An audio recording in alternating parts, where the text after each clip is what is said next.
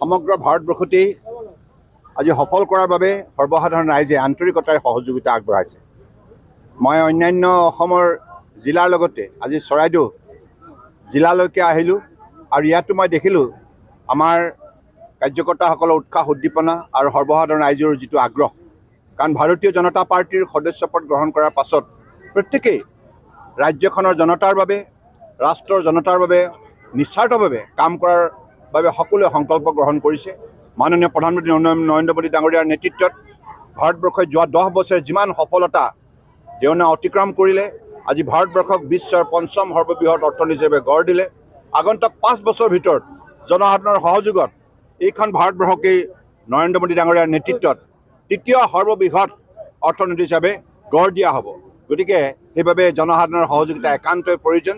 আৰু অসম চৰকাৰ আৰু ভাৰত চৰকাৰ দুয়োখন চৰকাৰে আজি উন্নয়নমূলক কামবিলাক যিমান নিখুঁতভাৱে ইয়াত ৰূপায়ণ কৰিছে, তাৰ ফলত জনসাধাৰণ আনন্দিত আৰু নিশ্চিতভাৱে আগন্তুক দিনত আমি এই যাত্ৰাত সফলতা অৰ্জন কৰিব পাৰিম। সমগ্ৰ ভাৰতবৰ্ষতেই আজি সফল কৰাৰ বাবে সৰ্বসাধাৰণ ৰাইজে আন্তৰিকতাৰে সহযোগিতা আগবঢ়াইছে।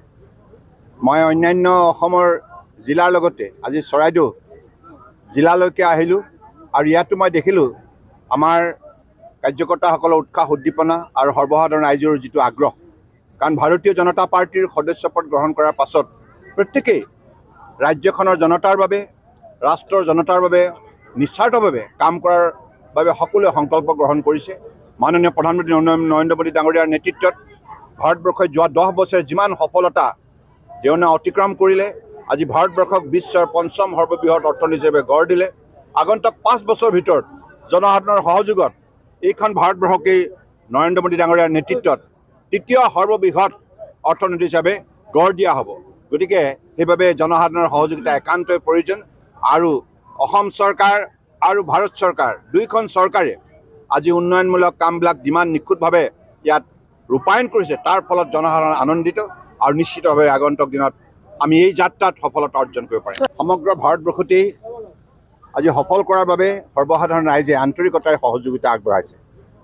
মই অন্যান্য অসমৰ জিলাৰ লগতে আজি চৰাইদেউ জিলালৈকে আহিলোঁ আৰু ইয়াতো মই দেখিলোঁ আমাৰ কাৰ্যকৰ্তাসকলৰ উৎসাহ উদ্দীপনা আৰু সৰ্বসাধাৰণ ৰাইজৰ যিটো আগ্ৰহ।